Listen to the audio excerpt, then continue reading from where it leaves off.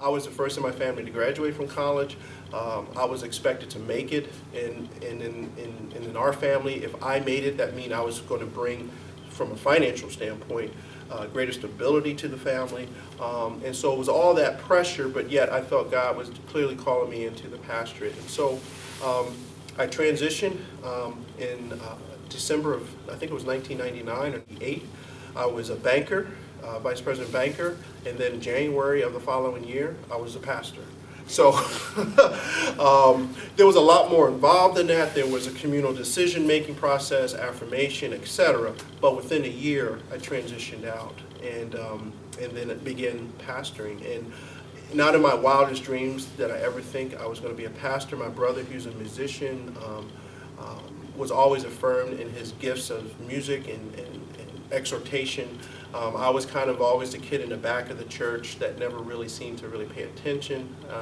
I tell people now I wish I had paid more attention in my Bible classes at EMU, but it did stick. At least for me, who is a extrovert, I got more adoration from those activities that I was able to perform on the basketball court. So you're going to naturally gravitate to those, at least my personality, to those things that people affirm you in.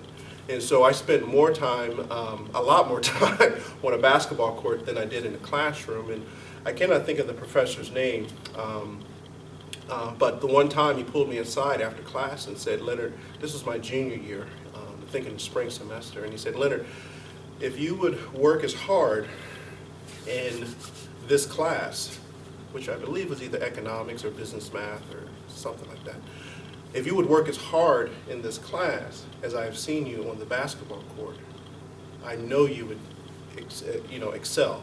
Maybe not get an A or whatever, but you would have a better comprehension of what's going on."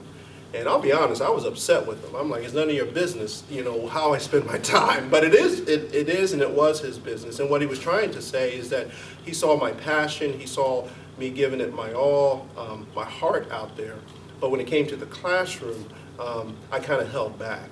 And so I guess I would encourage the young people or the college kids to understand the skills that you present on the basketball court are wonderful, and they need to be affirmed, and people need to celebrate.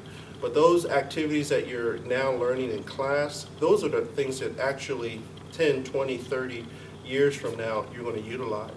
One of the most embarrassing things had happened to me about 7 years after I graduated from college, when I was trying to move up the ladder at the bank, corporate ladder, and I realized that I lacked understanding fully my accounting skills that I needed for banking.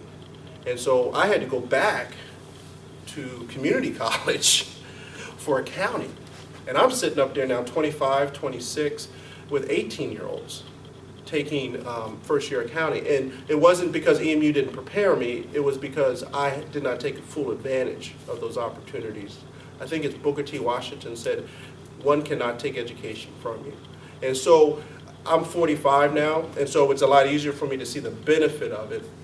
But if I had the opportunity to speak into someone's life, like that college professor spoke into my life, and he didn't get blinded by my athletic accomplishments.